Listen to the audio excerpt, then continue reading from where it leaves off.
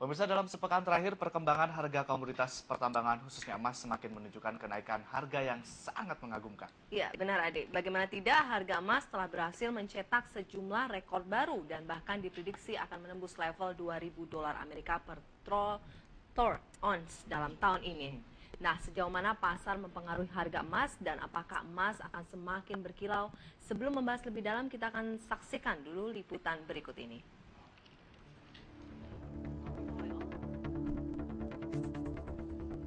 Emas, emas, dan emas.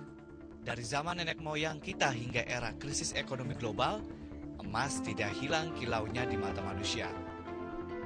Tidak asing lagi, emas selalu disandingkan dengan ketidakpastian perekonomian dan investasi. Buruknya perekonomian Amerika Serikat dan sejumlah kekhawatiran di Eropa seolah menjadi bom waktu yang menyisakan kekhawatiran dan ketakutan. Instrumen investasi beresiko tinggi seperti saham menjadi sangat rentan untuk disimpan. Logam mulia emas kini sudah seperti nilai tukar. Dianggap lebih mampu bertahan dibandingkan investasi lainnya di saat terjadi krisis yang membuat harganya terus melambung. Meskipun harganya saat ini sudah sangat tinggi, berinvestasi emas dalam jangka panjang masih sangat menguntungkan. Betulkah berinvestasi emas tidak akan pernah merugi? Betulkah dalam jangka panjang emas tidak akan terkoreksi? Jakarta, Tim Liputan untuk MNC Business. Ya, pemirsa, untuk membahas mengenai harga emas semakin berkilau telah hadir di studio bersama kami Bapak Johannes Ginting. Beliau adalah Direktur Edukasi Monex Investindo. Selamat pagi, Selamat pagi. Pak Johannes. Ya, selamat pagi, Pak Ade. Ya, Selamat pagi. Pak Johannes, ini emas kita melihat perkembangannya akhir-akhir ini cukup Ya, signifikan, fantastis, begitu ya, ya, fantastis sekali. Dan sebelum kita lebih mengetahui tentang seberapa keuntungan sih yang didapatkan Ya. kalau kita menyimpan emas, kita ingin tahu dulu sejarah emas. Dulunya itu seperti apa? Apakah pernah menjadi alat pembayaran? Dan memungkinkan tidak saat Suatu ini saat nanti nanti suatu saat ya? jadi alat Ya. pembayaran kembali. Ya, kalau kita bicara di waktu-waktu yang lalu, itu emas memang digunakan ya sebagai alat pembayaran. Kalau kita bicara 5.000 tahun yang lalu atau ribuan tahun yang lalu memang demikian. Dan bahkan untuk kedepannya juga saya kira bisa jadi itu akan terjadi. Mengingat kondisi dari currency itu sendiri kan makin hari saya lihat nilainya makin melemah ya. Kalau kita bandingkan dengan kenaikan emas. Dan bahkan kalau kita lihat sekarang bank-bank sentral sendiri juga sudah mulai mendiversifikasi kan ya. Artinya cadangan devisa mereka ke emas itu sendiri karena mereka melihat bahwa kalau mereka cadangan devisanya dalam bentuk mata uang, misalnya kita anggap dalam bentuk US dollar misalnya, itu kan nilainya terus melemah. Baik. Atau bahkan kalau kita bicara mengenai euro. Nah, dulu mungkin orang menganggap euro itu sebagai mata uang yang aman, yang safe. Tetapi kan sekarang tidak karena masalah hutang yang berkepanjangan kan ya.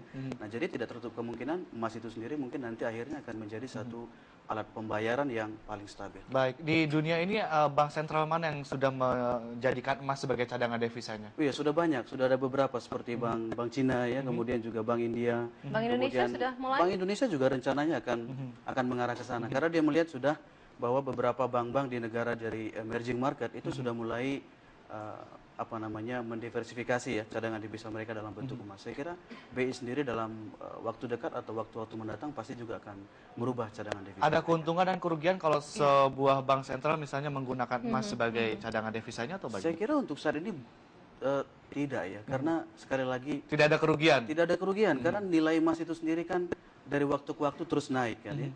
Dan kemudian kalau kita bicara dari kestabilannya itu luar biasa kalau dibandingkan mata uang. Itulah sebabnya kenapa beberapa bank sentral bahkan membeli emas itu dalam jumlah yang cukup besar. Misalnya Bank Thailand misalnya itu sudah beli dalam cukup besar. Meksiko juga sudah melakukan hal yang sama. Jadi saya kira tidak ada kerugian apapun kalau bank sentral mendiversifikasi cadangan devisa mereka dalam emas. Tapi kemudian bagi mereka yang katakanlah trading untuk di investasi emas begitu ya, apa sih yang membuat atau yang menyebabkan harga emas dalam jangka pendek itu berfluktuasi?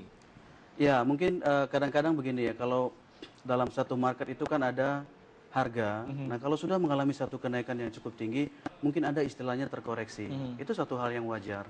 Nah, mungkin juga kadang-kadang ada perubahan-perubahan di masalah fundamental misalnya. Kalau akhir-akhir ini kita lihat pasar sendiri mulai lagi masuk ke risiko-risiko karena mungkin mereka melihat ada statement-statement yang cukup positif gitu ya. Dan dari situasi itu saya melihat wajar kalau misalnya safe haven atau emas tadi itu mengalami sedikit terkoreksi, tapi rasanya sangat terbatas. Baik.